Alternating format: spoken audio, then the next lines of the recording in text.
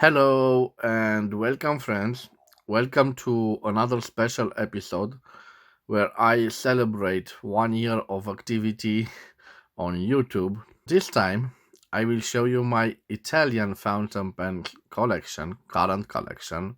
It is growing in a constant rhythm because you can see that the Italian fountain pens are quite beautiful writing instruments. And we will start in chronological order, starting with my left side where I have the oldest fountain pens in my collection, and ending with my right side where they are the newest fountain pens from my collection.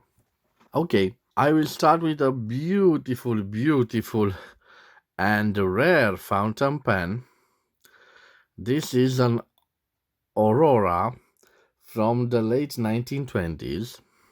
It is a lever filler, as you can see, and it is made out of black flamed ebonite. This model is an Ara tray model, and you can see the name of the model at the end of the barrel. Let me show it to you. I hope I can focus on it.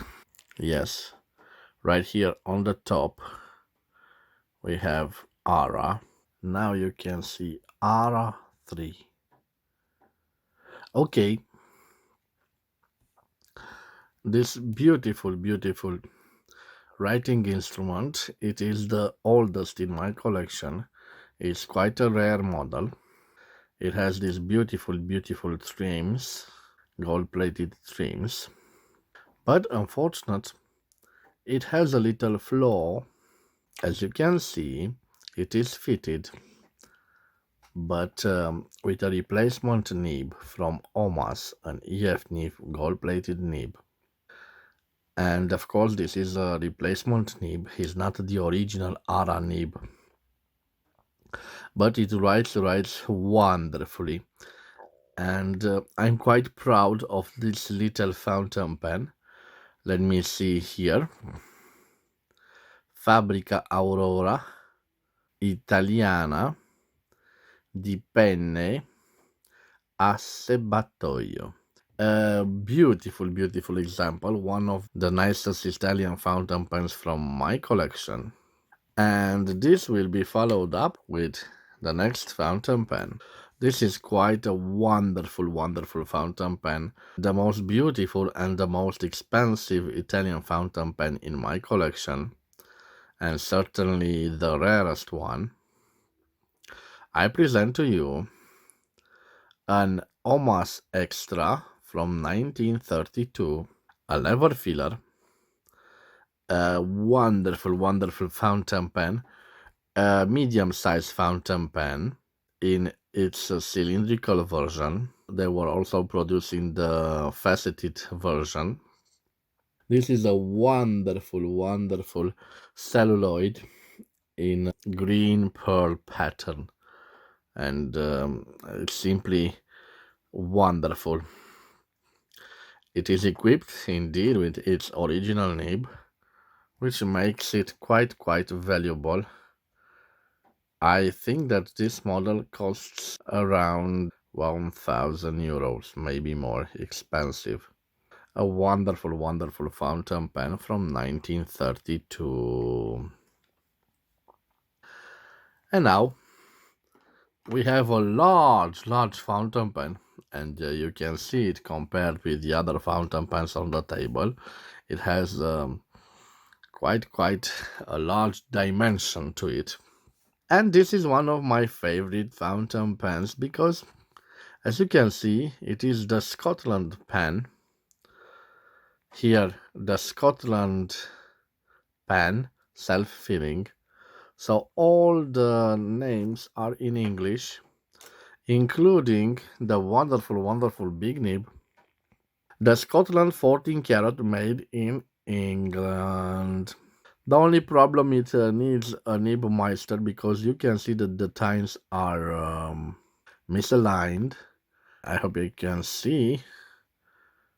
they tend to cross each other, cross over. It is an annoying problem, but I think it is quite fixable. I like this nib a lot. It's interesting because it is like a copy of the Parker duofold of that time. But the most interesting thing are the English markings. So, if I said that this is an Italian pen, why on the nib it is written engraved made in England? So the story is quite simple. In the 19 ending of the 1920s and early 1930s, all the products that have English names were considered of high quality.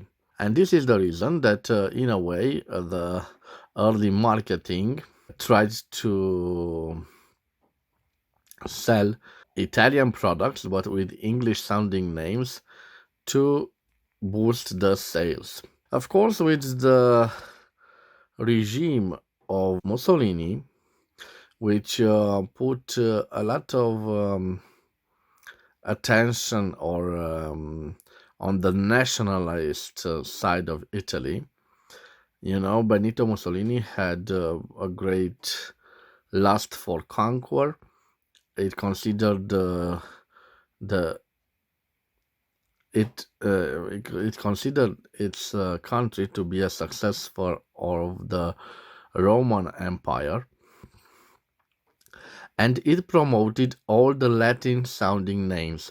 So this is one of the reasons that the Scotland Pen Company changed its name in the late 1930s to Scotland Italiana. So a nice button filler with a fake cap from the approximately 1935. Next, I have a beautiful desk set, and you can see it right here. This is a firm written on the marble stand. It's still in business, and I think it has a connection with the chemical industry. It has this stand. This stand is made of hard rubber. Unfortunately, I have some little problems with it in the sense that it has this crack, and I hope that I will find a way to remedy it. Let's return to our fountain pen. You can see it's in this beautiful celluloid. And interesting, we were speaking of English sounding names. Forever fountain pen, but this time with a warranted Aurora 585. So this is a warranted nib. It was made probably in USA or in England, but it was made specially for the Italian market. Oro means gold in Italian. 585 means it's a 14 karat gold nib. So guys, judging by the quality of this product, I believe that this desk pen was made by Omas in the late 1930s and the beginning of the 1940s. I will leave this here. And now we will move on to another celluloid beauty and look at this pattern. I hope you can see it in this lighting. It's a green pattern. We are talking about a product named Verbana. And this is one of the fountain pens in my collection that was made in the Settino Torinese area, industrial area near the town of Turin. We can see the beautiful engraving on the nib, Verbana 14 carry. And if I'm not mistaken, I think this is also a button filler with this fake cap. Okay, let's put it back here. And we move on to another fountain pen, an interesting made also in the Settino Torinese area. And I hope you can see this is an Istance fountain pen. It is also a button filler and interesting, also made in the Settino Torinese area, the famous industry area near Turin. I think this is also a model from the 1940s. Let me show you the beautiful gold nib. So a stands 14 karat, and I think it's a nice looking nib with a interesting breather like a bird. And you must know that it stands, or marca it stands, has a logo of eagle, and quite a nice celluloid material. It is in this caramel or light brown color. I like it a lot. I will put this here. Now a beautiful celluloid from the 1950s. You can see imprinted on the barrel Omas Extra and a brevet number. A nice gray, marble gray color. I think that this is a piston filler. Yes, it is a piston filler from the 1950s with an interesting ink window. This is the ink window. Now it isn't properly clean, so it is, let's say, just stained or covered in ink. But look, guys, at this beautiful nib with the heart shape breather hole, Omas Extra 585. A wonderful nib. On the back, we have an ebonite feed. Another fine example from the 1950s. Here I have a verbana, and this time the same guillotine shape as the green one from the 1940s, but this time a model from the 1950s equipped with a piston filler and an ink window. You must know that lots of the Italian fountain pens made in the 1950s were exported to Germany, and the Germans demanded piston fillers with ink windows. That were the times back then. And interesting, I believe that this is a model from the late 1950s because it adopted this semi-hooded nib. It certainly reminds me of the Parker 51. So this pen was highly influenced by the Parker 51. And you know that the best time of the Parker 51 was at the beginning of the 1950s, when Parker 51 was sold all over the world, and the Parker company had problems keeping with demand. And another interesting product from the 1950s, and we were speaking about Parker 51. You know, of course, how the Parker 51 looks. And if you're not familiar with the Parker 51, I have here a box made in England. This is a Parker 51, a late date production Parker 51, an aerometric model. So this green fountain pen is a stylus or stylus 111 Oro from the 1950s Italy. You can see the nice shape of it, clearly influenced by this model. But you can see also the jewel. So the jewel here, the jewel on the Parker 51. I will leave the Parker 51. I will just show you that the Parker 51 has a hooded nib, okay, and it is named aerometric because of this special sack in this configuration here. So this is the aerometric 51 filling mechanism. Now let's return to our Italian fountain pen from the 1950s. You can see lots of design similarities. We have engraved stylus 111 Oro, but we have an interesting hybrid. Let me tell you, we have a style a design similar to the Parker 51, but with an open nib. You must know that Many European customers were accustomed to the open nib and they prefer the open nib to the hooded nib. This model has also ink windows in this interesting rounded windows. And another oddity to this fountain pen, it has this piston filler mechanism but with a blind cap. It reminds me of the Caveco Sports, and I'm not so sure, but I think that this was definitely intended for the German market. Okay, now I have another desk pen. Unfortunately, I don't have the original stand for this desk pen. I know it is an Omas Extra, and I believe it's from the late 40s and 1950s. Why did I bought this fountain pen? It's an interesting. It has an interesting filling mechanism. So you just rotate on this rod, and the piston is moving. You can see through its ink window.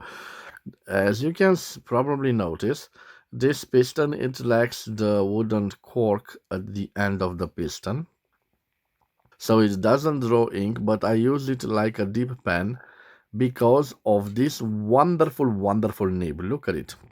Wonderful. And it is a flexible nib. Let me show you on my fingernail. Right here, you can see it is quite flexible. Another interesting Omas Italian fountain pen from the 1950s. And we move on with an iconic Italian fountain pen. Many of the collectors refer to this model as the Parker 51 of Italy. It has these rounded shapes. It was clearly influenced by the design of the Parker 51. It has this hooded nib. Here is the model 88K. And of course it is a piston filler with an ink window. Quite an iconic fountain pen from the 1950s. Now we move on to this fountain pen. It is in a wonderful celluloid. We have thermically imprinted on the barrel Maryland, and of course this is another product from the 1960s made in the famous Settino Torinese area near Turin. This particular model is equipped with this nib, warranted Wing Flow USA. So it has the feed misaligned. Maybe I will try to fit it when I have the time. This nib was particularly used on low entry fountain pens in Italy. It was imported from the United States of America. And this Maryland has an interesting syringe filling system. Let me show you. So you simply, like in a ink, create this vacuum and it fills with ink. Quite a nice, interesting system that was quite popular on low entry fountain pens in the 1960s and in the 1970s Italian fountain pens. I have another product, also a Maryland product, also from the 1960s. You can see in different pattern. This has a green celluloid pattern, equipped with the same wing flow nib. Okay, you can see USA, and the same syringe filling mechanism. This metallic rod was affected in time. You can see some rust onto it, but it is what it is. It was a low entry fountain pen, but quite a nice and beautiful fountain pen. I have another fountain pen, and judging by the color, it is the so-called communion fountain pen. It was given as a gift to Catholic teenagers when they celebrated this ceremony. Interesting, we have a dower feather number for nib. So, nib from Germany, and it has I'm sorry, I will show you. You can take it off like this, but it is not my intention. Let me see. I want to show you the filling mechanism. I hope I won't ruin it. So let me put this back because I wanted to show you. Huh, it appears I have a little problem.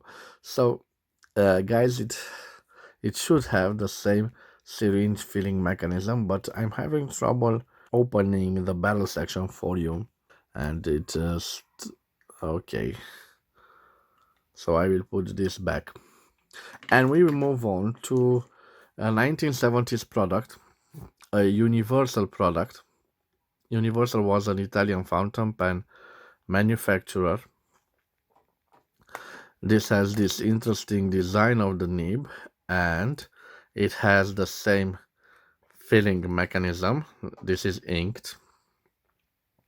I just did a recent review of it. So this is a product from the 1970s, a Scholar model, and its name is Studio 68. A nice injected plastic model from the 1970s. We move on to another version of the Aurora 88, and this is the Aurora 88 888P. It is a version that had cartridges, and they are in this interesting shape. So one of the ink cartridges was inserted here, and the other one in this ingenious holder that could fit two ink cartridges. Interesting design, and this is from the 1970s with the cartridge fillers. Another version of the Aurora 88 with this wonderful cap. And now, guys, we've reached the end of our journey into Italian fountain pen worlds that are present in my collection. And I have here an Omas Extra made in Italy. I think it's from the 1990s. Although I know that Omas Extra was always a top-end product of the Omas brand, this time I have a quite simple fountain pen fitted with a gold-plated nib Omas M. It is a piston filler. A quite simple fountain pen that I think is from the 1990s, and I bought it at a reasonable price.